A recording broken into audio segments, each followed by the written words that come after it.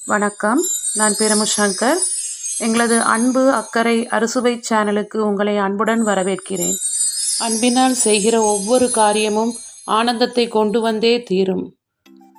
இன்றைக்கி நம்ம சேனலில் கொதிக்கிற கோடையை கொஞ்சம் ஜில்லுன்னு ஆக்குறதுக்கு ஜிகர்தண்டா ஐஸ்கிரீம் எப்படி செய்கிறதுன்னு பார்க்கலாம்.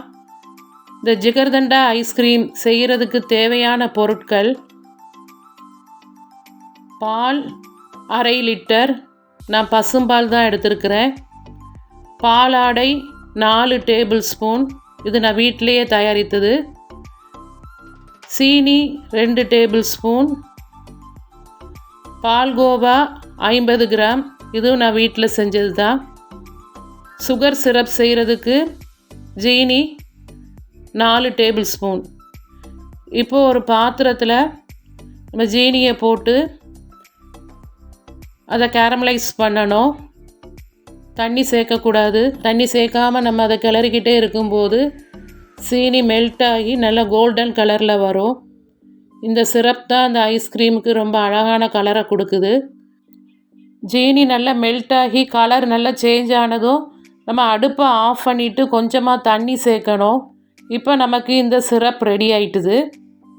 இப்போ அடுப்பில் ஒரு பாத்திரம் வச்சு நம்ம எடுத்து வச்சுருக்கிற 1/2 லிட்டர் பால் அதோடு சேர்க்கணும். சேர்த்து நம்ம கை எடுக்காமல் நல்லா கிளறி விட்டுக்கிட்டே இருக்கணும். நான் இன்றைக்கி பசும்பால் தான் எடுத்துருக்கிறேன். இங்கே எங்கள் ஊரில் பசும்பால் நல்லா திக்காக இருக்கும். பொதுவாக ஐஸ்கிரீம் செய்கிறதுக்கு எல்லாருமே ஃபுல் ஃபேட் மில்க் தான் வாங்குவாங்க. ஆனால் நான் பசும்பாலில் தான் செஞ்சுக்கிட்டுருக்கிறேன். அது கொதித்து வரும்போது சேர்ந்து வரக்கூடிய அந்த பாலாடையெல்லாம் நம்ம எடுத்து அந்த பாலோடு கலந்து விடணும். பால் ஓரளவுக்கு நல்லா திக்காகணும். ஆனதுக்கப்புறமா நம்ம 50 கிராம் அளவு பால்கோவாவை அது உள்ளே சேர்த்துடணும். இந்த பால்கோவா நான் வீட்டில் செஞ்சது தான். அது ஏற்கனவே நான் உங்களுக்கு ஒரு வீடியோவாக போட்டிருக்கிறேன். இந்த பால்கோவாவை சேர்த்து பாலை நல்லா கலந்து விடணும். அதுக்கப்புறமா நம்ம செஞ்சு வச்சுருக்கிற அந்த கோல்டன் சிரப், சுகர் சிரப்பை கொஞ்சம் கொஞ்சமாக நம்ம இந்த பாலில் சேர்க்கணும். நமக்கு தேவையான கலர் வர்ற வரைக்கும் அந்த சுகர் சிரப்பை நம்ம கொஞ்சம் கொஞ்சமாக சேர்க்கணும்.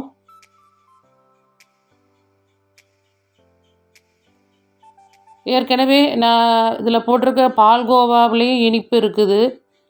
அதே மாதிரி இப்போ சுகர் சிரப்பு இனிப்பு தான். அதனால் நான் இப்போ 2 டேபிள் ஸ்பூன் அளவு மட்டும்தான் இதோட ஜீனி சேர்க்குறேன்.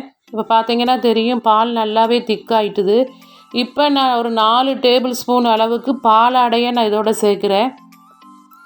நீங்கள் ஃப்ரெஷ் க்ரீம் கடையில் வாங்கினாலும் வாங்குங்க. இல்லை அப்படின்னா நம்ம வீட்டில் தினந்தோறும் பால் காய்ச்சும் போது மேலே படர்ற அந்த பாலாடையை நம்ம எடுத்து சேர்த்து வச்சோன்னா அதை இந்த மாதிரி ஐஸ்கிரீம் செய்யும்போது நம்ம பயன்படுத்திக்கலாம். நான் அந்த மாதிரி வீட்டில் எடுத்து வச்ச பாலாடையை தான் இப்போ சேர்த்துருக்குறேன். இப்போ பார்த்திங்கன்னா நமக்கு இந்த பால் ஓரளவு நல்லா திக்காயிட்டுது.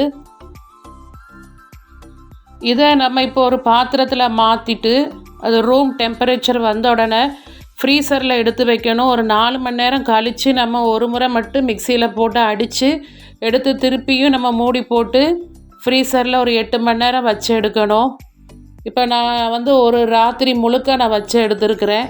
இப்போ பார்த்திங்கன்னா ஐஸ்கிரீம் சூப்பராக ரெடி ஆகிட்டுது. இது நம்ம பால்கோவா போட்டு செஞ்சுருக்கிறதுனால கொஞ்சம் பரபரன்னு இருக்கும். இப்படி பரபரன்னு இருக்கிற ஐஸ்கிரீம் தான் ஜிகர்தண்டாக்கு ரொம்ப அருமையான சுவையை தரும். இதை நீங்களும் எல்லோரும் வீட்டில் ட்ரை பண்ணி பாருங்கள், எப்படி வந்துச்சுன்னு சொல்லுங்கள்.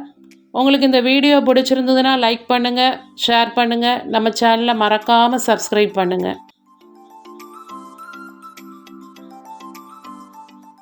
நன்றி, வணக்கம்.